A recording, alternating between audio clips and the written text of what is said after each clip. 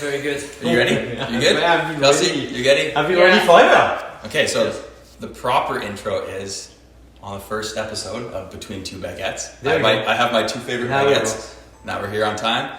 And coming from someone who has just totally mangled himself the last year, I know exactly how you feel being super injured. So what better way to bring your mind into some positive space than just talk about some stories, some laughs. We want to laugh today. See if people have any questions. I think we're gonna Beautiful. And Raymond same. Went through a bunch of injuries. I'm pretty experienced. In your career. Yeah, you broke your back last year. Like the transversal vertebrae. I broke my sternum, ribs, collarbone, punctured my lung, concussed myself, my meniscus, and my wrist. And then you. And then me. That was in one crash? That was in the one crash with you. That was in the one crash. Yeah. See, Johan is more efficient. He does everything at once. Yeah, I know. That's perfect. Every 3 years, I fuck myself, and then here we are. But you do it properly. You do it really well. You too. Wow, you gotta do it. So we are in 2023. So Johan, I think I'm done. 2026. Take a break for it. Yeah. Or two. And then come back in 2027. And then come back a bit later. I will be a bit older, huh? So that's the thing as well. Like, we've been talking about it with Remy. So Remy thinks that he's actually older than what he is. No. He's only that's what Johan told me. And he's always like, I'm getting old. And I'm 38. I'm 38. Are you? I'm 38. No, 37. 37. Oh, 37. Almost 48. Yeah, I'm I excited to be 48. I think of you as younger than me. I am actually. You're so vibrant. But 34? I'm 34, yeah. Even if I'm not that young, like in the body, when you hurt yourself, then you start to feel the age. Like past 30, yeah, your body doesn't. And mentally as well, like you're not willing to take the same amount of risk. Like you measure more the risk. Yes. If it's not gonna bring you anything, you're probably not gonna do it. Yeah. And just little stuff like warming up. Like I've never injured my muscle from like. Warming up? I never warm up. From like doing, I never warm up. Honestly, I stretch. I do learn one thing every injury. Like every time I injure myself, I usually take something away. And always. Yeah. So we can get into that later. But there's always good over there. Yeah, there's always a learning. Good. They're asking Remy, what are you drinking? That is your basic beach latte from Squamish. So it's hot milk and a shot of espresso. It's pretty good, huh? This is actually pretty good. Yeah, I'll give it a pretty good. Also, you have to ask them to ask their questions in English. There's asking some French in there. Oh, there's some but French. There's also some other stuff in there. Oh, so you can, Kelsey, you can ask us the questions in French. Yeah, we want to hear your attempt at French. Do your best. There's some German in there. So, guys, Kelsey is on the back side of the camera right here, and she is gonna filter some of your questions, the best questions. So go for it. One question is, Steve, would you ever quit firefighting and mountain bike full time? Oh, I'm not good enough for that. No, I would not. The fire hall is way too good of a job, and it's like secure, it's good payment. But I'll just keep doing it this way. I get to ride as much as I want. I ride for fun, and I find the balance is honestly pretty easy. No, I wouldn't quit. This is living the life right now. Yeah, that's a sweet question that I actually get asked quite a bit. And for me personally, like in my life, the biking is all just fun for me, and it's a break from, the things that I see at work. Really? And like every day, sometimes I have good days and bad days, and I just don't want to feel any external pressure. So, and that's the beauty about the way you ride, Sivo, is that like it's a pure passion. Like you love it, and you basically bike and build and create things. It's basically your we talk about it. It's like your therapy. Yeah, all the stuff that you see at work. Yeah, and it's beautiful, and it kind of reflects that. Some things are really fucking gnarly. It's like probably linked to something completely fucked up. Honestly, that is true. Like I was going through a tough time when I built the busted axe food line. Like I was having a tough year. And I just went out there all by myself every day, and it was like a mental battle. Like, could I create this? And it was after I made it that I realized how ridiculous it is, and that's when I contacted you guys. Like, I wasn't even friends with you guys. I'm like, those guys are sick. I love these guys. Maybe they'll ride with me if I build something gnarly enough. And it worked. And then here we are. A few years later. Here we are. So yeah, that line is still the most gnarly thing I've ever hit, I think. But it has to be one of the gnarliest line. It is. The consequences are completely insane. Yeah.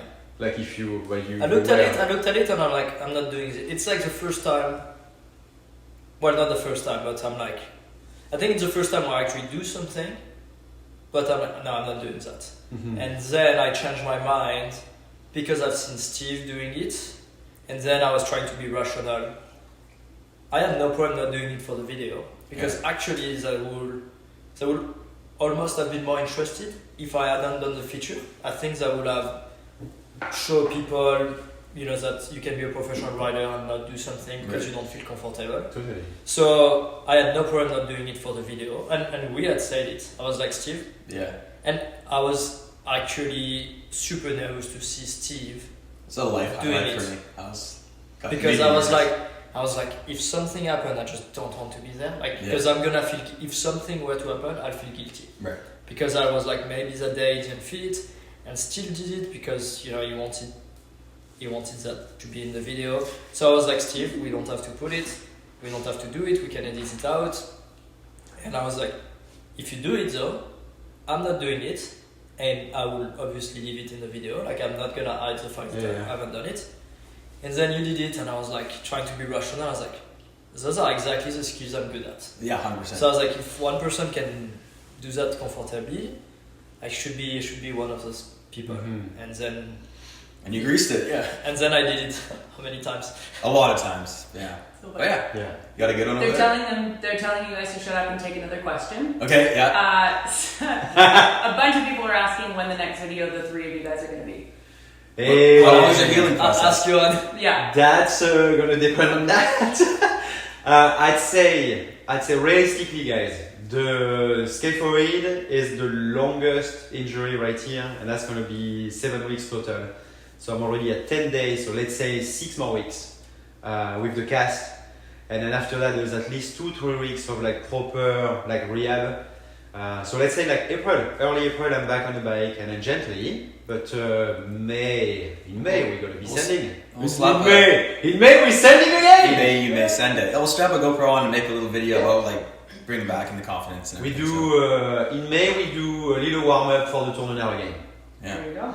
What's the next one? Remy, what I'd like to say now that we are with everybody, I'd like to say that we missed having Remy for Tour de Gnar this year, Thank you. and Tour de Gnar is becoming a tradition, and this year you're gonna have to be part of us.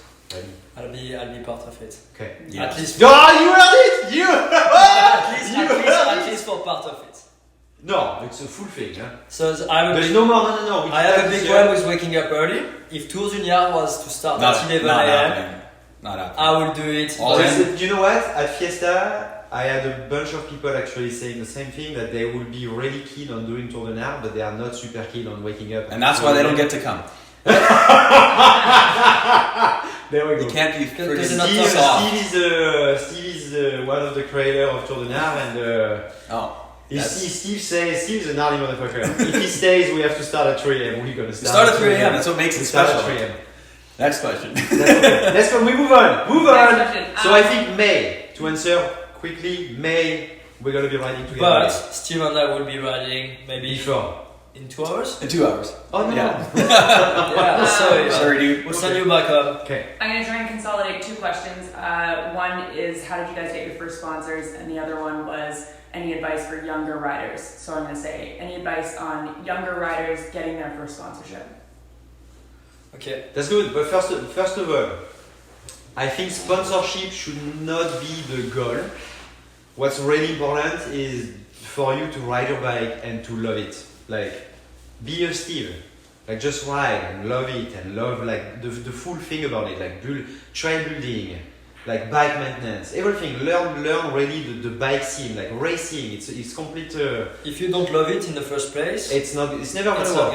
It's something that it's a passion project, and if you don't have the passion, it's never gonna work. So first of all, it has to come from your heart. I just did a little chat with some younger guys, and they were wondering though, like, they have the passion and they're stoked, but there's so many other riders with like a good skill set that are all amazing riders, like how do they set themselves apart? Like how does that rider be a shining light? Well, just setting yourself apart, as you say, I think every most successful rider, unless you are racing and then it's purely based on like timing and you're the fastest guy every time, I think being different and being, the best or one of the best at a specific thing is the best way to be successful in the sport. And like you're very different from anyone else. You've got like different skill set, different personality, and it works well for you.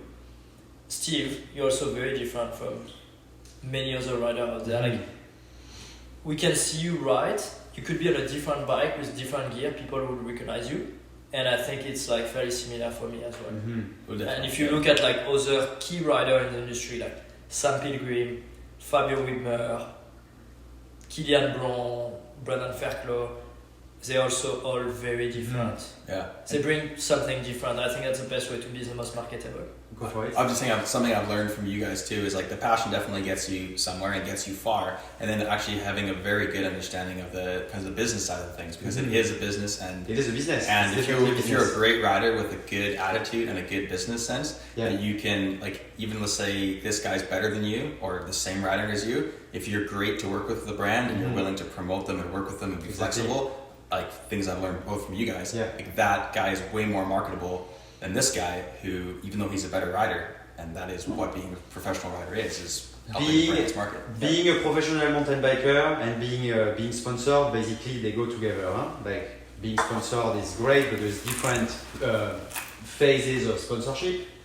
When you want to be a professional mountain biker and you want this to be your job, it has to be a job. So you have to treat it like a business. You're gonna have to spend a lot of time doing emails and creating a relationship with brands and everything.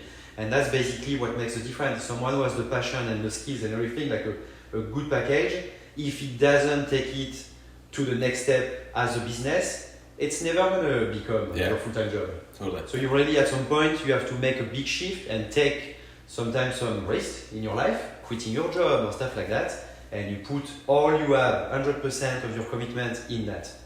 And at least you try. And I think it's not a science, it might not work. What do you got there? I'm laughing because Will is on here and he said, Steve, is it true that you're 23% better when you have an orange fork on your bike? Yeah, because when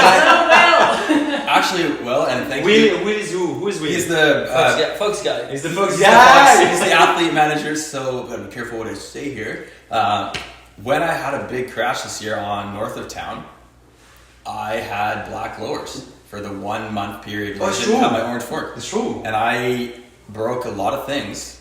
Because you were on the black fork. I had black lowers. So if you ride with a Fox, right now you have to upgrade to the orange one. I just really like the look of the orange forks, and he always makes fun of me for it, and he always mocks my request.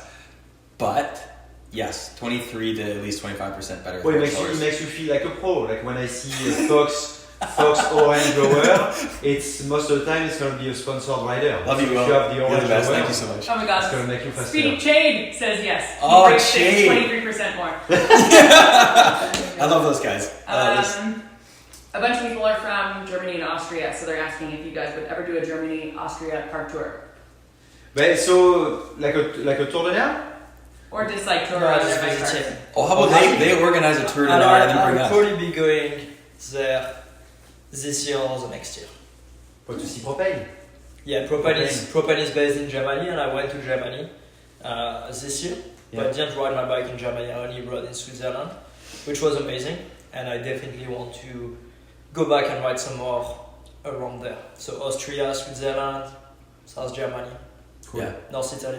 I have no plan for me on my side to go ride in Europe this year, I don't think. But 2023 is open, 2024 is open, and I will see that. We should go. It's gonna be a tour. I 100% would go. Like Kelsey and I were newly married couple here. We're looking for trips to do, and if I can make it a bike trip, Perfect. and ride with new people. I love riding with new people and meeting new people and going to new terrain. There literally is nothing better than that. It's amazing. Because you do a good job with the question asking, Kelsey. Oh, good. Yeah. Someone says, Steve, what advice can you give to other riders approaching big moves that may be very different than anything they've hit before and are struggling with the fear of not knowing what the feature will.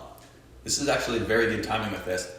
Things I've learned from both you guys and riding with you guys, because I'm terrified 90% of the time. Like I feel like I'm pushing myself. I feel I'm more terrified than you. Yeah. So, but actually, I'm a buddy of mine, Alex. Just recently made friends with him, and he's been asking a lot of tips and tricks. So I'm actually coaching him and teaching him, and we're going through that right now. And something I've picked up on is when you're approaching a big move, you're going to be nervous and you're going to be scared. But if you're hitting it with too much nerves and you just can't get that doubt out of your mind, in my opinion, I think you might not have potentially the skill set for that feature at that moment. So like, get rid of the ego and backtrack, maybe work on some smaller moves and progress your way up to that, because your fear and anxiety that's a good thing, and it's causing you to, maybe you're doubting yourself. So you should be pushing it. I don't know what you think about that. You should be pushing it, but you need to. I fully agree with you. Like you should let your fear and anxiety like dictate if it's like the right time, right place to be going outside of your comfort zone. But sometimes, in my opinion, like stuff that I've already done or that I know that are well within my comfort zone. Mm-hmm. So stress can cause me to make mistake. Totally. So like I can ride tight, and like Guranga, for example. I rode Guranga. I hadn't done Guranga since probably the month of May or something like this. Yeah. And so I hadn't done. Want to come here? Double Remy. Hey, come on, buddy. Oh, here we go. And I hadn't done Guranga in a while. Obviously, I've done it countless of time, and I've never failed on it. I'm always very I always land on the same spot. Yeah. And the first time I did it, I was too rigid, and just because I don't know it, and this is when I could make a mistake because I'm rigid, so I might, land weird or like not focus on my exit, or there's like too much going on. Sometimes it's just like you have to like almost empty and let your muscle memory do the job. Yeah, I think of it as it's almost like a physical click in my brain when I'm lining something up. I do a couple of run-ins, and I only do it when I've physically made the click in my brain that I'm committed, I'm doing it, and that's it. And if you're going up to the line, you have reservations, fear, and you're kind of holding back, I think that you're putting yourself in a position where you can make mistakes. But if you're like, I've done the run-ins, I got the skill and the confidence, this is scary, but I got it, then I think you're going to kill it. But if you can't make that decision before going off, don't hit it. And lately I've been scared to hit like features, like even at Freeride Fiesta jumps. I have never been scared of like running out of skills, but I've been scared of panicking. Right. Yes. And I think that weird moment where you like panic and you tense, and then you don't do what you know how to do. Not because you don't know how to do it, but just because you get scared. It's a huge mind game. So much mental. The fear is always going to be there, and I think for me the fear is actually it's good because it reminds you that you are human. Like it's totally normal to be scared of like throwing yourself off a cliff. But then you can go through a little checklist when you're at the top. Yeah, you have that. Like have I done something similar than that in the past? Yes or no? If not, how far out of my comfort zone is that? Is today the right day? Am I riding good today? Are the conditions good? Is my bike set up the right way? My pressure in the tires? Like just go through like a quick checklist, and the more you have like yes answers, the more it's a go. Yeah. And if you have a bunch of no's, then maybe it's not the right moment. Just come back, think about it, process it, and come back to it in a little bit. Brilliant. Good. Everyone is asking about hardtails, like setup, aggressive, slack, if you have them. Hardtail, I have one. I love it. I haven't ridden. We did a video together, Kels. I know. You rode the gnarliest thing. She came home. I was like, I can't believe you did that on a hardtail. She sent me a hardtail like last year, and then I love this thing. I was actually thinking of like rebuilding it. Cool. Because it's so amazing. It's like basically you have to be so precise with the way you ride it, but it's playful. It's kind of cool. So the way I ride mine, I put actually quite more pressure in the front fork because you don't have any rear suspension. So if your fork is always constantly diving, you have the feeling that you have no support. It sucks. So a lot of pressure, actually even more than on a normal bike. And ride it beefy, like big rotors, big tires, so you can send. I've never ridden a modern hardtail. I couldn't believe you did those things. Good. One question before you guys get to yours. One question said, are you running baguettes in your tires instead of push force? No, actually, no. I tried. It was a default product, so it didn't work. That's so awesome. Yeah, do you guys? Obviously, Steve, I know your answer, but. I do not have. I mean, I do have a hardtail, but it's a Dodge Ramper bike. So people have asked me to do videos, and I would purely do it just for the video. I would ride. Yeah, I know. I'm falling in. His face. I'm falling in love with Jan's dog. I would definitely. You fell in love with Remy. If propane had a hardtail, like for enduro riding, I'll use it, but purely for a video. I don't think it's a bike that I'll use often. But it would be fun to see what you can do on it. Great questions. Just before we bounce to another thing, I am still actively looking for a tandem, and I would like to, if someone has a tandem, like watching us right now, if you can send it to BC, I will take care of it. I can even like rent it. I can give you money for it. And the idea is, what can we ride with a tandem? How far can we take a tandem in the sea to sky? Can you please give yourself a little bit of time healed before you do this? But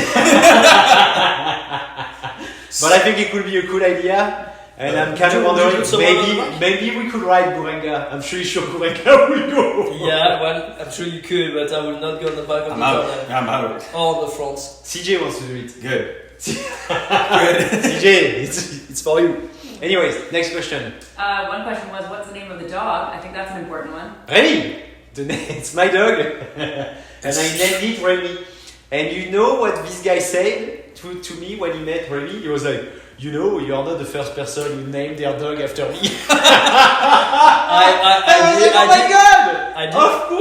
I did get quite a few messages of people calling their dog Remy. Oh. And their child.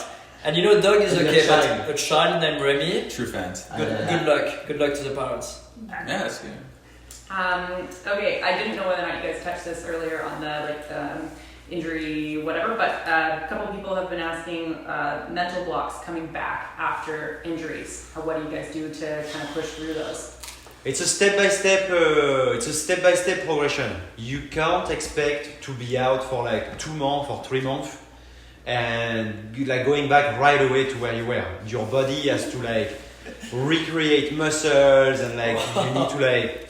It's at least a month-long process to go back to where you were. At least I think. I'm in it right now. And Steve is right here. Exactly. Yeah, I 100%. Like, you've helped me a little bit with this stuff, but I didn't think I was gonna struggle for like the first little while. I got injured, and I'm sitting there waiting for the bones. I'm like, I'm gonna be right back. This hasn't shook me at all. And then after about like 4 weeks, I'm like, man, being injured really sucks. I hate this. And it took longer to heal than I wanted to. Got back, broke my collarbone again, which I didn't tell most people, but now I broke it again. And yeah, it's hard. The confidence took a hit. I'm riding really stiff. I don't want to do the same things I did before. And my way of combating that is listening to the advice I already said earlier, is just being happy, taking a few steps back and riding, going back to my comfort zone and just getting better, getting confident. And I feel already like I'm ready to kind of step back into the things I used to do. And celebrating little achievements. You know, like step by step, you're gonna do something a bit gnarlier. Just celebrate it, even if it's not where you were. Just celebrate. Enjoy the ride. Enjoy the ride. And Steve and I are actually gonna do a video about that, since we've both got injured different ways. Yeah. You got injured like doing something really hard. I got injured twice doing something really, really basic. So I think that's gonna be our next video. Yeah. While Johan gets back Yeah. on his arms. I do love that question, because I think it's so many people battle with that. Everyone battles with it. And a lot of people don't come back, because they come back and they're not riding at the same level. They get frustrated and they're like, well, I think I'm done. And you have to accept it. Like it's for sure you're gonna have a setback. So you have to accept it and go with it, and it's all good. Life is a journey. How many broken collarbones between the three of you? How many times? I've had one. You got 4. You got 4. 4. I've had one AC separation on my left one and one AC separation, the same one on my right one. So 2 for me. Not broken, never broken. Lucky. I, So it's just me. 3-1. no, I didn't break collarbones, but I separated my right shoulder. Yeah. Pretty good. That's it. So 6, 7, 7. Nice. People are asking for how to become confident in jumping. You have to jump. You have to. The more you practice, and the more, the better you're gonna be. If you just to talk to my experience, for example, at Freeride Fiesta. Freeride Fiesta is just about jumps. It's just jumps. It's a big jump line, really technical. And I've never been someone who really enjoy jumping. Like I like the tech, I like the steep, I like the Gnar, I like technical jumps. But this kind of stuff, like 60k an hour, big jumps, I never really do it. And for me, the crash at Fiesta was a good realization that if you don't do it, you can't show up at something like that, even if you are really good at biking and think that it's going to be okay. Like it might not work. And if it doesn't work, you're gonna really hurt yourself. I had the same, like, I love jumping, yeah. but that kind of jump, We I never do never it. do those. We never do And it. so I realized it's like, technique only gets you so far. It's like the experience of like knowing your speed, how the bike is gonna Like even act. the bike setup. Like Bike exactly. setup, I feel like, to be honest, like you and I, we've got enough experience that we don't even need to ride the jump to know how it should be set No, up. totally. Like I feel 100% confident with how my bike should feel. Mm-hmm. And to be honest, my bike felt amazing. Like it had nothing to do with the bike. It was more like, you know, the speed. Like, and, you know, it would be something a tech jump, I don't question the speed. Mm-hmm. Like I feel it or I don't. But on jumps this big, it's good to feel the speed, but it's like, there's no margin for mistake. No. So you can't really pull harder or, you know, brake tap in the air to adjust. It's, if you take off with the wrong speed, then it's like a long wait time. It's like 2 or 3 seconds before you touch the ground. Yeah, no, exactly. So That's why I didn't. like- I didn't go this year to. Well, I haven't ever gone, but I was invited, but I didn't go because I just my confidence just was not there. So. Yeah.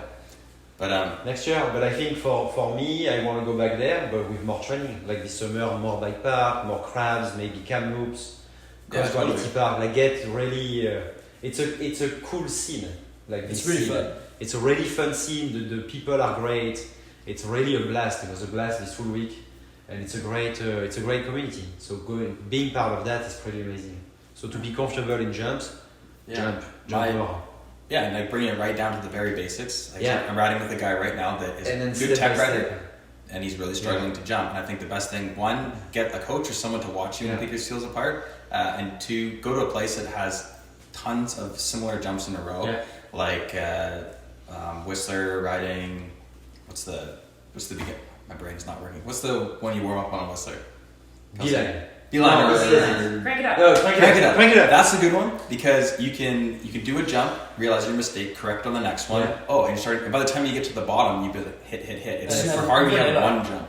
Yeah. So, Line. that's it. Line. Repetition, coaching, and Yeah. a bike park. So even airline to just like, at whatever level you have, like, even to just work on your body position on the jump and, you know, purposely train yourself to go fast so you can practice your scrub, or go slow so you can practice like popping and clearing the jump, and like just adjusting so you can work on your technique. It's a good one. Nice. Good. Still got questions coming in? 2 people have asked Remy about racing, like your past for racing, and why you kind of stopped in that route. Well, there's 2 things. I knew I was not gonna be the best guy, and I think racing is like, it's amazing. It's really cool, and I really enjoy following it. But I think like from a business perspective, it's only worth it if you're gonna be a top guy. And I would have never been a top guy, and also I've never enjoyed it actually. Like I've never been at the start of a race and be excited to go fast for 3 minutes. Mm-hmm.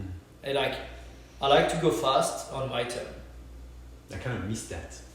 I've never enjoyed it. Yeah. And with any kind of sport, like I've never enjoyed that. And much happier doing what I currently do. Totally. Like you said, right. Yeah. Just find the love in what you like doing, and that's why I do what I do Totally. because I just do what I like. Mm-hmm. 2 questions that have come in. Just do you guys have other jobs outside of the bike industry? In case anybody doesn't know. No. Well, I'm doing a bunch of coaching as well, but no, I'm still getting paid as a professional mountain biker, and biking is my full-time job. biking is my full-time job as well. And I work as a fireman in North Vancouver, and then I cut trees as well. So tree cutting, firefighting, mountain bicycle riding. Oh, Steve's mom is on. Ah! Hi, Mom. Steve's mom, get better with your knee. Yes. So Read about it. It's kind of a Vanderhook thing to mangle yourself. So my Yes. mom just had a fall in Squamish the other day, and she cracked her patella, her kneecap in half. So she's sitting at home waiting surgery. My Yes. dad, a couple of years ago, he got rescued by District Fire mountain God, biking. you guys are gnarly. And he snapped his, broke his pelvis and snapped the head of his femur off. Oh my god. And they had to like fly in medics and people to help him out. And yeah, it's like it's a Vanderhook thing. We like to You like to go for it. really mess Like ourselves all up. or nothing.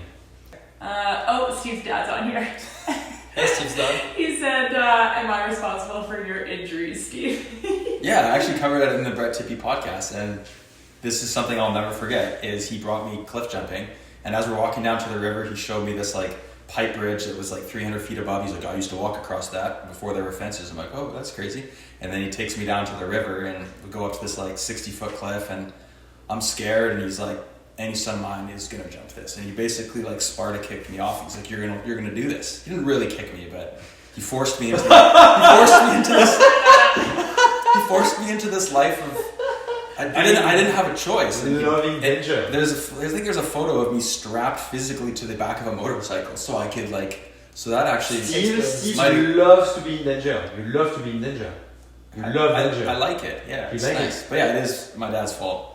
So hopefully, But that's actually I- a I'm- good thing. All they're the saying- time you're about to do something dangerous, you're like, I'm in danger. I love it. You like it. He likes it. It's To be crazy. honest, This guy is crazy. No, we had this He's conversation. you're actually super calculated. He's and super very calculated, calm, but- and so when I ride with you, I never feel like you're outside of your comfort zone.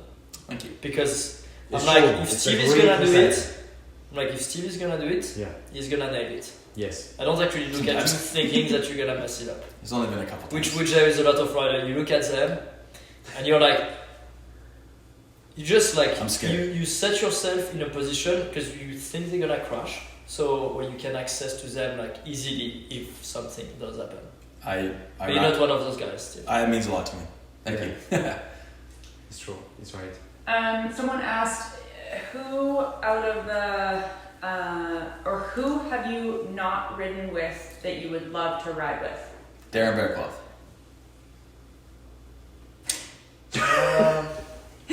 I don't know. I've ridden Ridden with a along. lot of bikers, like in enduro, in downhill, in like now the freeride, slopestyle still in a little bit.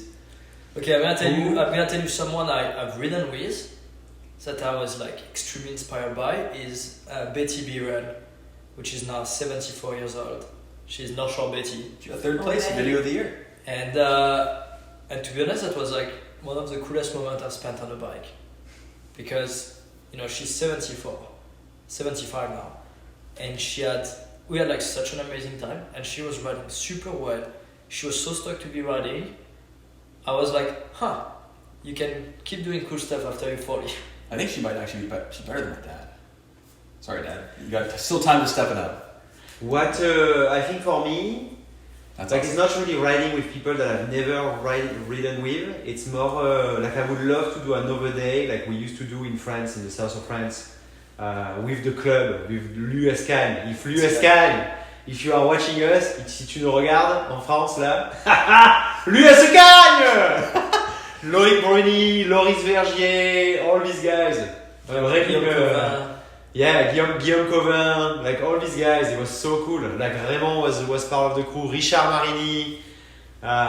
Just like to do a big day where we go and we do shuttles as a club, and it was such a blast. It was so cool. That was fun. Yeah, it was cool. So like doing a day like that with a bunch of guys again and girls, but like getting all together and shred really hard and have a blast.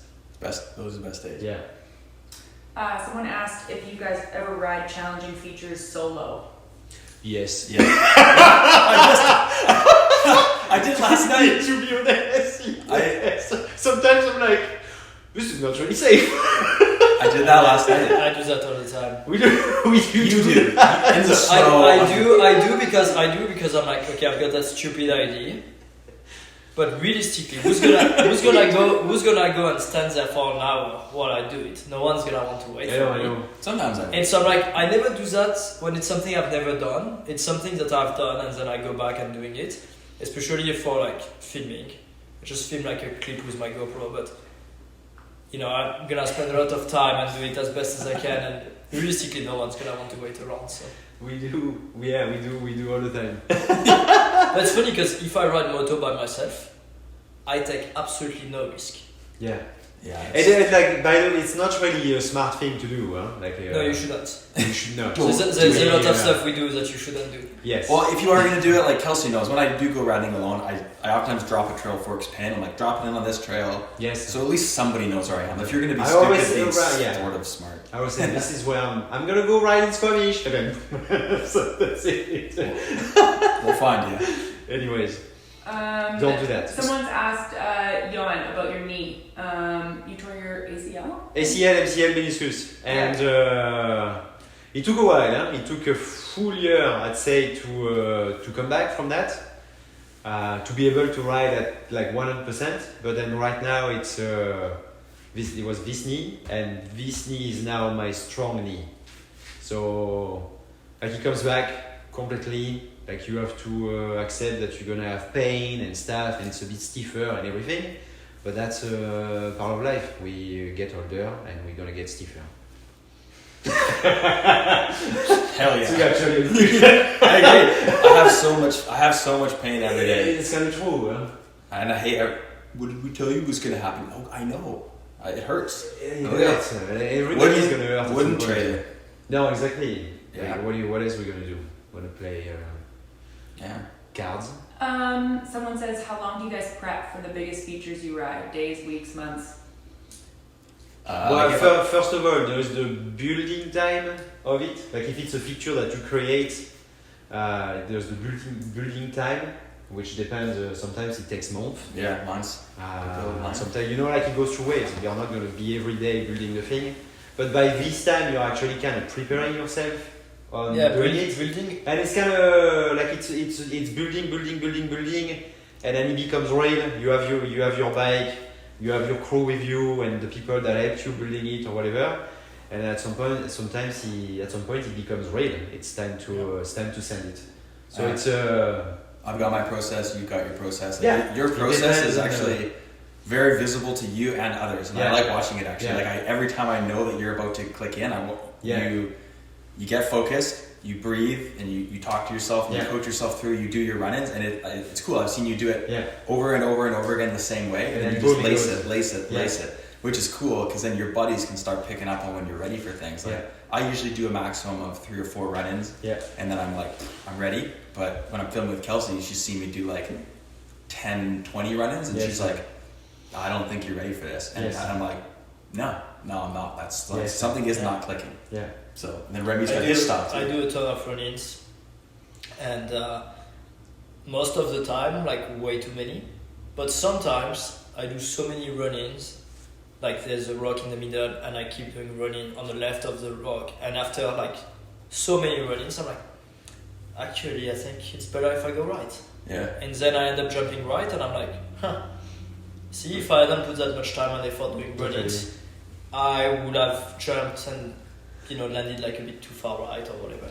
Do you know what's one thing I noticed about you is I've seen some people do run-ins, and each time they do a run-in, they're 50-50 if they're going to hit it or not hit it. No. When you do a run-in, you said, I'm doing another run-in, I'm doing another run-in, I'm doing another run-in, you're correcting. And then when you say you're dropping, I think 100% of the time, I've never seen you not go. You're I'm dropping, then you drop in. I'm like, it's sick. Like you're so ready. I like that. when I'm ready to go and I do my running, unless something happens during the running, like sometimes it happens to me where I have a dart. I'm like, is my seat post all the way down? Oh yeah. Am I clicked in? Yeah. Did I check my shock? Is my shock like open or is it? Sometimes I have that weird feeling. I'm like, I feel like there's one element I didn't check, then I stop. Right. But when I'm good to go, I go unless I can hear wind coming in, and that happens a lot, right? You're like, okay, I'm ready to go. You're ready to go, and suddenly you hear, and you're like, oh.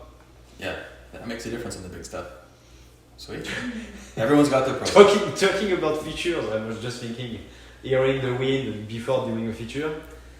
Like one day I did the train gap on my own, and I remember I was at the top before dropping in, and it was windy, and I was looking at the top of the trees, and I was like, okay, no more wind, I have a little window, and then sprint, do the train gap. So ridiculous, dude. No full face, I feel the mate. Yeah. You are crazy.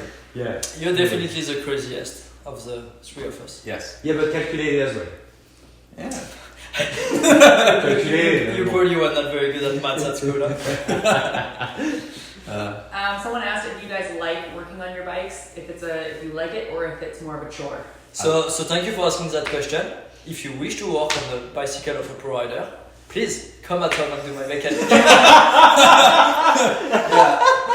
Remy definitely doesn't really enjoy it. I like having nice tools though. Yeah. Like I really like having nice tools. Bike's But I don't ever use We are the opposite. I love doing my bikes, and actually I do all the bikes of the team. I build everything and do all my service and stuff. Well, still like you're broken. But I have a really bad setup. So if you are a tool brand, a tool company watching that, and you want to help me, because I love mechanic, You guys.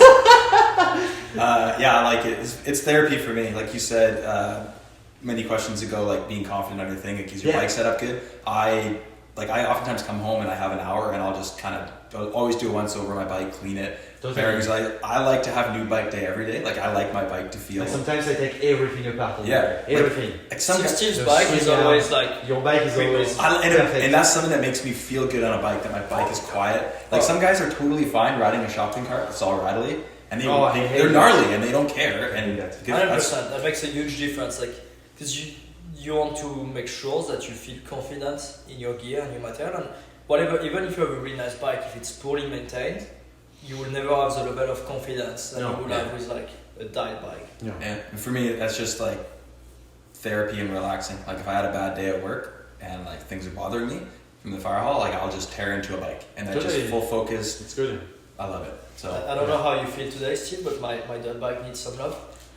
Dude, I don't want to touch that thing. You are insane on the moto. That mechanic on your bike is also super important if you want to race like enduro or whatever. You're gonna be lost in the middle of nowhere with your bike and your multi-tool, and you're gonna break everything at some point, and you're gonna have to find ways to fix your bike and keep going, because you don't want to give up. So sometimes you have to be really creative, and we fixed some really gnarly shit racing the AWS. It was quite funny. And some people ask me like how I can ride smooth, and it's mostly because I really don't like fixing stuff. So the best way to do it is to not like break stuff. So I'm just like, sometimes I pick up lines where I'm the least likely to get a mechanical, so that way I don't have to fix the bike. It's actually a good. Great. It's a good solution. But that's how you should ride anyway, because Yeah. if you're really fast, but then you don't finish the stage because you rip like a rear there. True. Yeah. Beautiful. Okay, we'll only have time for probably like 2 more questions because Johan's phone is dying. Really? And we're at almost 50 minutes. So. Okay. You didn't charge your phone? It's what percentage? It's below 10, I believe now. Oh. Yeah, we're good. What was that talking about? Can we plug it? We can change the angle of the live, this one, huh? And we plug it. I get you. Or we can just switch to someone else's phone. Let's stay here. We're gonna stay on a little bit more. Let us keep. I mean, if there's like, keep it going. this is cool. These are great questions, actually. Like, it's cool. How many people do we have? We have 70 right now. We're generally sitting around 100. Oh, we bored a lot of people. No, Doesn't but it's talk about normal. time. People come and go. I know. Yes. You got anything? You guys, or someone was asking about why you guys don't wear back plates normally, Like back protection? Yeah, neck protection, back protection, whatever. Well, neck protection. It's funny. We have this conversation with Remy and Steve about like full face and half shell helmet and everything. And it's true that all the things that we do like requires a lot of the vision. And sometimes wearing a full face, you know, like, and most of the time we do stuff, crazy stuff in the middle of a ride. It's not like necessarily the plan to go and hit gnarly shit. Like we are in the middle of the ride, we have the athlete, and suddenly you find a gap. And then you find a gap and you're like, well, I guess I'm gonna do it. And you don't have, we don't have necessarily like back protection and all the protections we need. But it's also, it's also like it forces you. Like for me, it forces me to be 100% focused because I know that because I'm not well protected, I really can't make a mistake. Yeah. So it's also like. Totally. That's an interesting question, and like I do think about it all the time. Like you know, I'm gonna wish I had back protection if I would have hit my back and be like, wow, I really wish I had this. But a lot of the time I find it limiting and uncomfortable. Yeah. And that's a horrible answer, but. You know, like it's also really important to feel free when you move. Remy is just plugging the phone. Nice. It's also really important when you like to feel free of your movement. So let's imagine you have a full face and a neck brace and a back protection and all the braces that you can find, and you are like in the middle of forest when you have to do like a really awkward move in the middle of a steep slab with a gap in the middle, like a busted axle. Yeah. You can't move. The first time I ever did that line was just by myself with Kelsey with a half lid. With a half lid. And my rationale to Kelsey for that one was, she's like, it's just the two of us. We're out here in the middle of nowhere. And I'm like, I said, if I fall off this cliff, I'm like super, super dead. Like, not even a little bit not dead. And she's like, that's actually true. Go for it. And she just sat there and filmed me ride that thing for the first time. I don't know how she did that. But I know you ride with a back. Like, I do actually think that a back protector is a pretty smart investment. They make a lot of companies. So when I crash, so like downhill mountain biking, I always wear like a back protection. Just a tiny roll. Yeah. Like look on the motor. Like how many times did we fail? Like stuff where you just roll at no speed. Yeah. But if you do a roll and there's just one like sharp rock that pushes on your spine. And that does not bother me at all on the downhill bike, on a moto. On a trail bike, obviously you got to pedal. But every time I'm riding down, I wish I could have one. Yeah. And using like a camelback vest like I have, with the water, I don't really put any tools on the back. It's really to carry water, to carry like my GoPro stuff that I need. So few tools I have are like on a pocket on the front. So if I were to crash and land on my back, there's no risk of like damaging anything. Remy looks a bit like a trail runner when you see him on the trails. He has his little vest and his little things. Yeah. I look wearing black. He has a suit as well. Like most of the time, he has a suit. I look a bit like a bike nerd with like full black kit and just my little glasses. His glasses. He looks like a lawyer. Honestly, with that question, I think if you are thinking about a back protector and wondering if you should wear one, then maybe you should wear one. Like sometimes guys are like, should I wear a full face today? I'm like, because you asked that question, I think yes, you should wear a full face. So that's a super tough question. Yeah. But yeah. Good. I wasn't listening earlier before, but someone asked Steve, if it's hard riding the features that you do with your wife filming. Yeah, for sure. It's when it's just the two of us working on the videos that we've done in the past. Yeah, there's no one else. There's no photographers. There's no assistant. It's an extra stress to not really mangle myself in front of her. And when I hurt myself in Tour de Gnar last year, once I was out of my concussed state, I felt kind of bad that she had to witness that and that she has to feel those stresses. So, but we've got it down to a science now. Like we communicate and she knows that I'm ready and I don't risk something unless I feel good about it. Yes. So mistakes happen, but I'm not out there just like, I hope this goes well and then destroying myself in front of her. And that's the thing that the three of us are like that. Huh? We are never standing and being like, hey, let's go and let's hope for the best. We never are like that. Didn't you break your collarbone the second time? On With Kelsey on Beeline? On Beeline. 100%. I thought you told me it was her fault. No, it's all my fault. I seriously. Kelsey was like, no. He was like, he called me and he's like, Remy, I wish I was riding with you. Like, she dragged me again on Beeline and I crashed. I was just trying to be like a good husband and like, look at me now. Oh, dude. I still have, like, barely anybody knows that everyone's like, well, how's your injury going? You're still recovering? Oh, it's been a long recovery. Yeah, it's because I broke it again. I recovered in 6 weeks from the Mega one.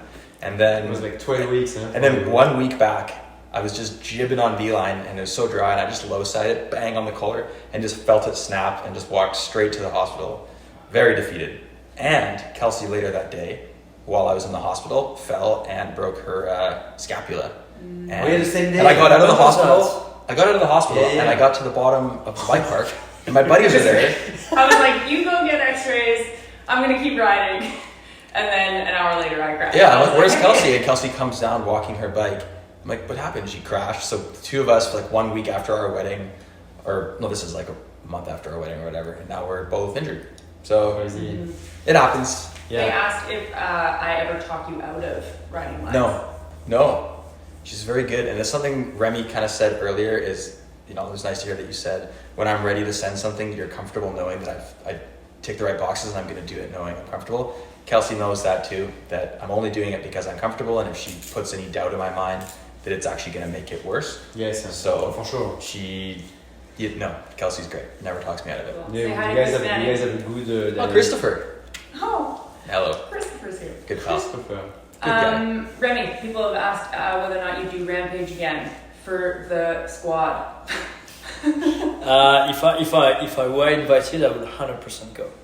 But the reality is, it's just so competitive, and I don't think I deserve a spot anymore, since like the event is more, now you have to do tricks, which I don't do, so I don't deserve a spot anymore. But if I were to be invited, of course I'll go, and I would look forward to it, because I think I'm a better rider than I was the last time I went. Like, little stuff, but I had never done a double drop, and there was a double drop on my line that we were sharing with Brandon Semenok and Andrew Lacondegui, and I was terrified of it because I'd never done a double drop. Yeah. But now the stuff that we do on trail bikes with small helmet is so much gnarlier than that double drop. And I remember doing the double drop and be like, this was so easy. And I was like, as I was landing it, I was like, I could have built a quadruple drop and do like puff, Pillow lines. And that's the next move. Someone should do that. Step by step. And now, double drop, we've seen that. yeah, so Triple drop, quadruple drop. yeah, and it's like it's something that I like now. I have so much more experience than I used to have. Like I'm much better at braking and like steep stuff, and yeah. So I wish I could go again for sure. 15 minutes. People have asked if you guys were to ride one place for the rest of your life: North Van, Squamish, or Whistler. The three of them. Like we have to choose one. You have to Like, choose No, one. I think we. that's mean spirited. We don't want to choose Canada. any of them. No, it will be the sea to sky. We've traveled. But they want answers. They want to know. They got it. Squamish for me. It's like if you ask Me too. Squamish for me. I was gonna say Squamish. Yeah. I love the North Shore, but like Squamish. Squamish has everything. It's got everything. If someone ever everything. asks you a would you rather question, you can't opt out. You can't be like, I don't know. You have to answer the question. Okay, So so Squamish. Squamish. I've grown up in the North Shore and I love the North Shore, but Squamish is the sickest. Yeah. So there you go. Squamish. Gotcha. What else do we have?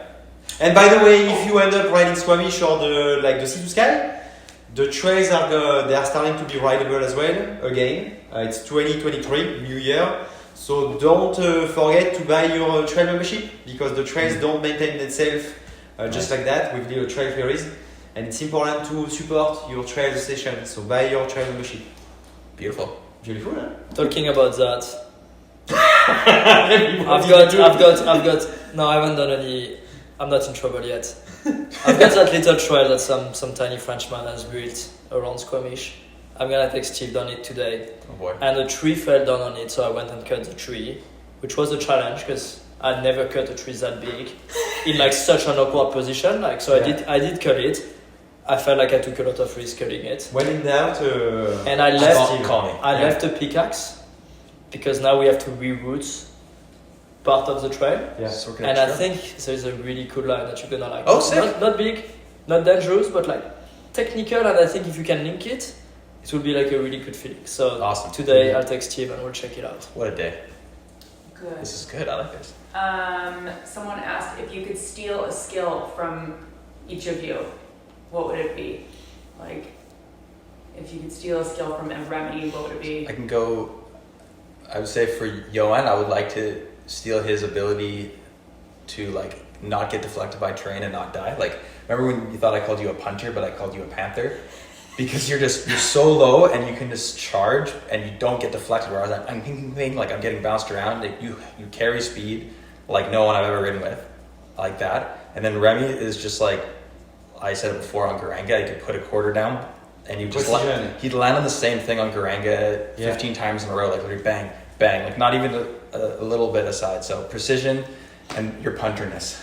Yeah, and I will take Remy's precision as well, and I will take Steve's. I got that. Steve, no, you have really. I like the way you pop and everything, and I don't have that. You pop a lot, like you have a really nice. Thank you. Pop, interplacement in the air, like you really play, like precision. The two of you actually. Yeah. Nice.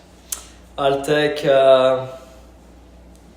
like you on strength, on like you really strong at holding the bike, and I'll take Steve's capacity to stay on a relationship. That's a good one. It's one of my strengths. Yeah, I've been with Kelsey for 16 years now. Mm-hmm. Yeah. And he did get that amazing. number right. Yeah. And you just got married. Yeah. Yeah. Yes.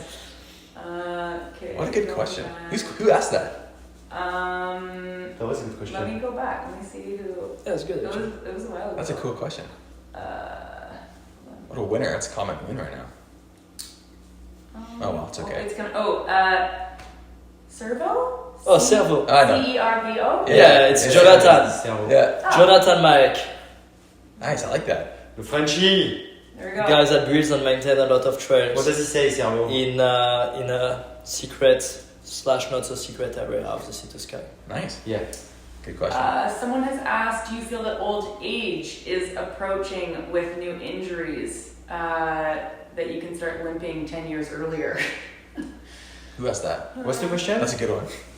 Yeah. That is Nikita Nikita Chatwin? No. No. Nikita Kono Flynn. Okay. Well, I have my answer for that. What's the is- question? It's like, do you feel like you're getting older, and with each injury, you feel like You're just you're gonna- slowing down, and like, of course, your body naturally takes longer to heal, and you do slow down a little bit. But for one, you being the old 38, 37 that you are, you inspire me with that. Yeah. But I think that you can't continue to live like the same lifestyle that you did when you were younger. Like you can't. Absolutely. You can't be like drinking, not exercising, not rehabbing as much. But like with my last injury, I did a big shift. I've really reduced my drinking, focused more on my nutrition, my stretching. I'm in the sauna. I'm doing my rehab. I'm strength training all the time. I have to do it. Like I want, if I want to keep riding and feeling young, then I gotta put the work in. You have so, to put the work in. and I don't want to. I think a lot of people hang up their coat and they're like, "Well, I'm getting old," and then it's a rapid deterioration. And I don't want to do that. I want to keep riding. So you just got to work harder. Yes. I don't That's my work answer. necessarily so hard with my stretching and workout and everything anymore. I've done that so much you in just my wait. life, like training and like racing all these years, that when I basically stepped away from racing, I was like, okay, I'm done. But with injuries, you have no choice. If you want to go back to like where you were, you have to go back to the gym and train again. So that's what I'm going to do with that. You have no choice. I'll be there with you. Yeah. Well, not really, but I'm gonna come. with mental. I'm more coming. super. You're gonna come. Yep. Okay. Servo asked, what would your dream feature be to hit? For me, Oh, well, I have an I've idea. got mine. I'm gonna give an idea to Servo because I Me know his too. answer. Well, and to anybody who's like looking right now, who like think that we can build that here, and I think we definitely can. I was super inspired by Elliot. That feature in I think it was in Switzerland or France, but like this platform that they built on the tree with like that ramp and like huge gap, like 30 foot at least. It's kind of onto like that. Spicy Fly. That was A little that bit, was actually. gnarly feature. And for me, I want to find something like that here in the Sea to Sky and even bigger. So me, Servo, imagine you had to build like a step up into like some kind of a mushroom to a drop. Magic mushroom? No, yeah, They still haven't kicked in for me yet today. please. I'm saying that because I know he's working on that, and that's the plan to go and check it out. No So- way. For me, And I've seen it in person, by the way. and Where's it's that? Where's freaking that? Where's nice. that? Well, it's a Like secret area, but it's a natural basically mushroom, or it's like a bridge? huge stump. The stump is like really, really high from the ground, and it's built like kind of a mushroom on top. So you will jump on it? You jump on it, and there's like 2 bike lines, so you jump on it and then roll drop. Oh, sick. But it's narrow and it's Yeah. really high from the ground, so I think it will go like really well. But like Yeah. if you once you go on it, you can't stop. Sick. And if you were to lose your balance, like you're really high from the ground. Okay. And you? I want to build and find like a big, super gnarly slab that like is on its own a gnarly slab, but I would love it if there was some sort of way that I could have like a lip, like a below grade lip, and backflip into it. Oh fuck, it would be amazing. Like imagine that, you're just like flipping into a Gnar slab. I don't like. All These are dream features. All these features, they don't just come at you. You have to go in the forest and you have to find them. So it's really it's kind of cool, huh? Like you sometimes you look at some areas like in the Sea to Sky. It's crazy. You drive from Vancouver all the way to Whistler, and you have like cliffs everywhere on each side of the highway. And sometimes you just look at something every time you pass, and then at some point one day you park your car and then you go for a little hike, and you're like, oh, there is something here. Yeah, we found something. So spring when you're healing will be put down. That feature that we're talking about is psychotic. And that's a 35 feet tall feature, probably like I'd say 45 feet long, tip to tip, and it's gonna be huge. Yeah.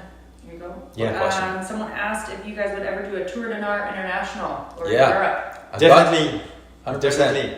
That's cool that we created this thing, we had the best time ever, and then we expanded it. I get so many messages every day from people being like, dude, I'm running my own Tour de Gnar down the States, or I'm running my own Tour de Gnar, and that's sick, and I would be more than stoked to go and join one of those events. Dylan Stark, actually, we had a conversation at Fiesta, and he has like a zone where he said I can build like 30 features in one zone. Yeah. And he was like, this thing, the Tour de Gnar, he was like, that inspired me to build more stuff around where he lives.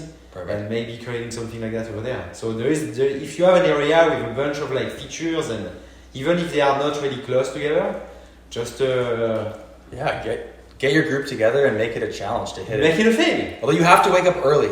You have to wake up People that are at like, 3 a.m. we're going to sleep until 11. It's like, It has to be a big day. It has to be 15-hour a day, minimum.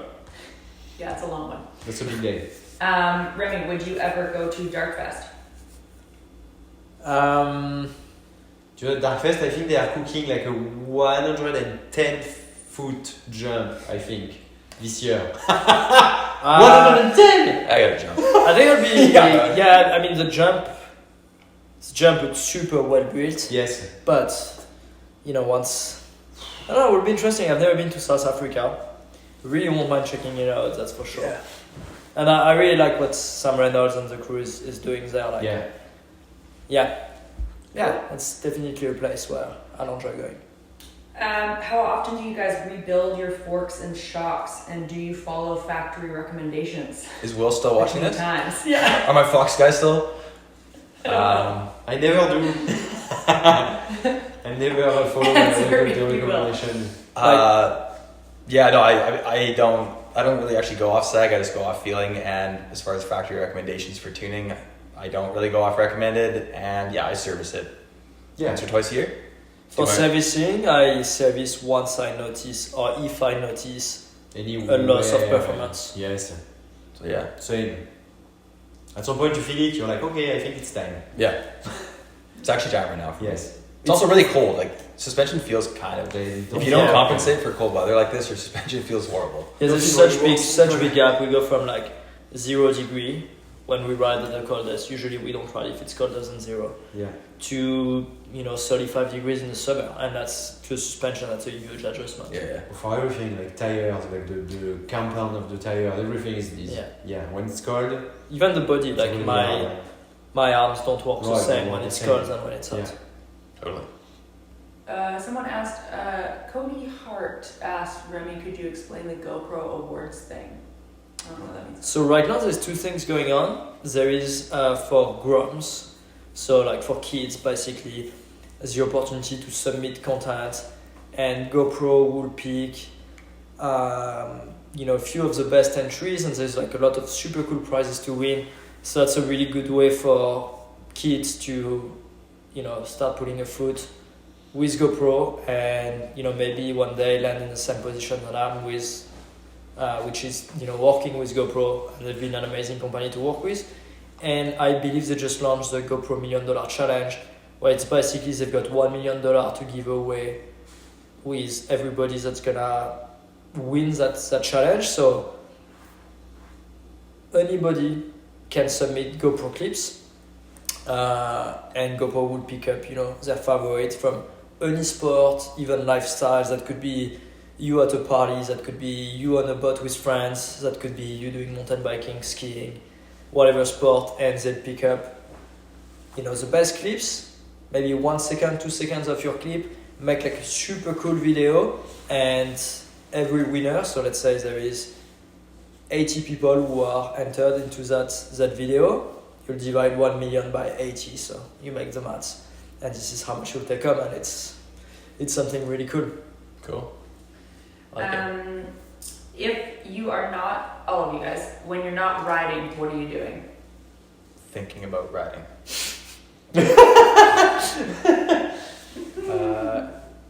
For me, parenting. Like I do a lot of parenting. We have 4 kids, so there's a lot of that. You're busy with that. Well, putting together programs for me, like with the coaching and everything, that takes a lot. And that's pretty much it. Taking care of this guy. and for me that would be managing, all the relationship with sponsors, all the media, all the content that I've been filming when I was riding, and then putting it together into videos and stuff like that. And as a hobby, skiing, skiing, eating, cooking, hang out with friends. I love the moto. Cooking. It's like my favorite thing I've got into is ride the moto. But yeah, I live a pretty simple life. Make my wife happy, go to work, and ride bikes. How nice. How nice. Let's see. What age did you guys each get into biking seriously to decide this is going to be my job? My job? Oh, to decide when that's gonna... Well, either or. Get really serious into it or have it become a job. I think I started to get serious at it when I was like maybe 15 or 16. Like 15 or 16, that's when basically you transition from racing like little categories and you enter like junior category. Like if you race, junior is when everything starts to get serious, like 16, 17. It's also like a tough period of time, like as in the life of a teenager. Like you transition from being like a teenager to being an adult, and when you discover like the parties and the sex. What? Anyways, so yeah, 16, 17 for me, I started. That's when really I was like, I can make that my job. It never, it happened like 12 years later. So it took time for me. Huh? Right. It took quite a bit of time to Nice. make that my job. But I made it happen. Sweet. Yeah, I was 15, 16 is when I really discovered the passion for mountain biking, and I got my first mountain bike, and I was building super sketchy jump in the forest, and I was very not smooth. That was the landing, imagine. and I was really good to land next to the actual landing I built. I can't even imagine you. Sometimes I remember on jumps that were not that big, I'll take off and we'll build a landing that we thought was big enough, and somehow I was landing next to the landing. Gosh. That lasted for a few years. And then when I was 19, that's really when I was like, I joined like a club, and I started to do some little races, but I only thought I could be doing a living out of biking. When you moved here? Yeah. And even after like my second year in Whistler. Yeah. Okay. So Because 2015. Yeah, because the first 2014. Because the first year in Whistler, I was just loving riding. I was just riding all the time, but I didn't think anything would happen of it. Yeah. And it's during the off season that I started to realize, people like what I've been doing. So Yeah. And you, Steve? I'm not really a pro rider, and I don't take it that seriously, so... you've got a serious approach, though. You've No, got everything. Yeah, I'm just kidding. You got like everything that a pro rider needs. I think You're serious. like- You're consistent. Totally. Hard worker. Talented. Oh, thank you. But to be honest, when I was, like, say, 16, 17, when I was in high school, like, I was filming for NSX videos, and, like, I wanted to be a pro rider. Yeah. And then things kind of shifted towards more slopestyle. Like, at the moment, that was, like, the focus. Like, if you weren't doing a slopestyle competition, There's that's what the industry was most there was a concerned with. free ride at first, and then completely shifted To and you went slopestyle. from free ride to And slopestyle. like I could do flips and threes and like occasionally land a tail whip and stuff, but I was like, yeah, like I don't think this is for me. So like I graduated high school and pursued.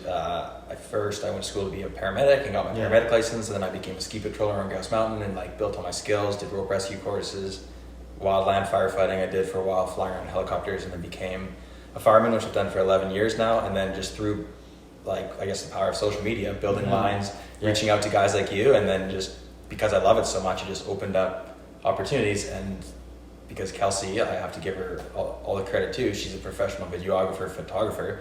So we can take photographs, put up professional quality stuff. And then, brands took notice. Yes. And I got to write a few guys. And I figured out now that with like, an effort that I'm willing to put in, I can run kind of like a semi-quasi pro career while still having my full-time job. And I still love it. Like I like doing the shoots. I like working with brands that I like working with. I love going for rides with you guys and creating content and doing stuff like this. So and that was in like when I built buses. So 2019 is when I started my like weird little whatever I'm doing right now. I love it. How important to you guys is training off the bike? Strength training and specifically. It does make, even for the stuff we do, like it does make a difference to be strong on impact. For sure. And there's a big correlation between, like, so I got injured in end of July, and then the first like kind of workout I could do was, push-up, pull-ups, and core, and I felt it, like when I started to feel good on the bike and started to feel like I could take big impact again. I was like, I felt stronger than you went hard with your recovery. Like it was crazy to see that you got strong fast because you went hard on it. I also was doing 250 pull-ups a day and I don't know how many push-ups, and so within like a week I felt like I got more strength than I had prior to my crash. Like it's amazing, as you say, like as soon as you start training, like and then by training it doesn't have to be like every day. You can just like go to the gym maybe 3-4 times a week. Just by doing that, and then having like a little routine on things that you do, in a month, 1 month or 2 months, you completely change. You ride better, you feel better, you can take bigger impact. Stretching is you super recover important. better. You gotta climb way easier. Like it makes a huge difference. Yeah. So Because the strongest I've ever been was probably in 2018. Yeah. And that was probably the least good riding I've done, because I was too rigid. Okay. So like Yes. I became strong, but I didn't have good mobility. Yeah.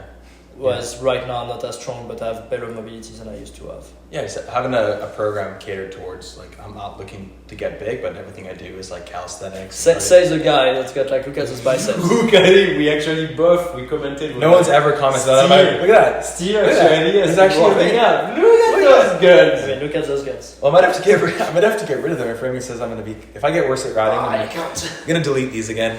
Anyways, Next questions. Thoughts on Brage's new video he dropped? wait, Like today? No. Wait, the sound of speed? Yeah. Yeah, that's amazing. insane. Amazing. I don't think anything has got me more like that was so Amazing. raw and gnarly. Like it's wild. Like actually, I love how Brage how aggressive he is. Like he's on top of his handlebars. He's like charging. Yeah, it's just strength and obviously skills, but It's like loose. strength, commitment. It's like loose, and then confidence. all the time he goes to like place his bike. It's like wow. It's like It's full. so aggressive. It's like full commit. When I go into a corner that fast, I'm like, I'll pull brake because I'm like, well, if I lace it, it'll be fine. But if I blow it, I'm super hurt. And he's like, yeah. it's so good. Yeah. It's so like sick. this I love is it, like man. about commitment. Yeah. And it's funny, Jackson Goldstone in a similar way, right? Like so strong, Yeah. but with like a quarter of the strength. It's true. But full commit. Yeah. Yeah. Next level. That video was deserving winner of video of the year. Good job. Can someone right. that's still here ask us like a really like weird question? How come I have to poop before I ride? Fear poops are real. Yes. It's your fight or flight. It's your fight or flight response kicking in. Poo? Oh Yeah, yeah. you ride better if you pooped before. 100%. Well, I always put It actually is a natural reaction. For me, I It's poo actually a question. always in the morning. I take one sip of my coffee and I need to poo. It's crazy. That's usually There's when actually- that's usually when Johan calls me. I think there's only 2 lines that I've actually thought of. Actually. I was cliff jumping and I did this like 80-foot double gainer and I was so scared and I just immediately had to I had to poop so bad. Did it? Felt better. Nailed it. But it happens. It's true. Mm-hmm. Good question. Not a weird question. Not a good question. That was actually, yeah. What's your guys' favorite beer? Lucky. What a weird question. I like the Coast Mountain beer in Whistler. Like they have actually like a Kolsch beer, and for me that's a perfect beer for after riding or things or before riding. And for me, I think lots of people will agree, but During riding. backcountry Widowmaker. That's a good beer. Yeah. They have good beers actually backcountry as well. We know what Steve's favorite beer is. Yeah, but they have so much choice. I said that. It's too much. Oh yeah, good. Sometimes you go over there and you're like, which Well, one if you want to be classic, you take Yeah. a Widowmaker or the Widowmaker, yes. It's Oh, one of the There's a pale. good one here that said, do you guys have superstitions on the bike? I'm 3 out of 3 crashing after, Never. so I stopped. Just don't say last run. Yes, that's something. That's don't it. say, oh, let's go for a last run. You always say one more run. I think Or you can say, what else can you say? it's not even yeah. I'm not- Never the last one. Jeff It's never the Goldberg. last one. Another That's run the with the thing. chance of another. Yes. One more run with the chance of another. Yes. But yeah, that's just the mentality of The biking same- is yes, you're you never sort of say checking the last out. one. Usually the last one, like the reason why I try not to do last one is because I feel like it's my last attempt to improve what I've done. Right. So I'm gonna be pushing more. Yeah. It's usually end of the day, so it's darker. Yes. But it's not because I'm superstitious at all. I'm Steve. If you guys could be pro athletes at something other than mountain biking, what would it be? Ooh. Surfing. Oh, that's a good one. That's a really good one. Definitely not gonna. I think I would love them. soon at surfing. So. Yeah. Like this is something I don't know actually how you get into that, but like a motor sport, like a rally car racing or something like that. I think golf looks pretty sweet. Wow. You make like an absolutely ridiculous amount of money. You dress well. It's all dapper. Yeah, but and what then do you're you do? chilling. And where is your adrenaline rush? Yeah, good point. That's a stupid answer. How do you get your adrenaline rush? By doing golf. That's a dumb answer. Yeah, I take it back. I think surfing for me would be. But you said it, so I'm not going to mimic it. But that's really what I want. Surfing? I'm so bad at surfing, but I Oh my love god, it. see that? That's me really struggling to put. Oh, look at this gooey cheese. Mmm. You got it. Well, what do you think? That's pretty good. Did that help your being injured, Ness? Good for the brain? Something to do? Cheese. Yeah. Yeah, that was the whole plan, was just to sit The down. cheese. and- No, it was amazing. I think it was. Yeah.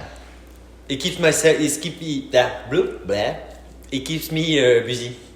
Yeah. So thank you, Steve. Yeah, buddy. Appreciate Thank it. you, Remy. Thank you. Thank you so much for everybody who watched and asked questions. We might do more actually Yeah, with different people. There's more topics. There's more, like we barely even scratched the surface of things that you can There talk is about. exactly. There's so many. We can talk. Like maybe next time we can choose like a specific subject, and we keep that subject, and Yeah. we go on like a bunch of like more like specific bike details. setting. Yeah, bike settings like more. That was a good way to like get to know us and everything. Mm-hmm. But next time, if you want more, we can connect again, choose a subject, and we dive into it. Thank you so much for watching. Peace out.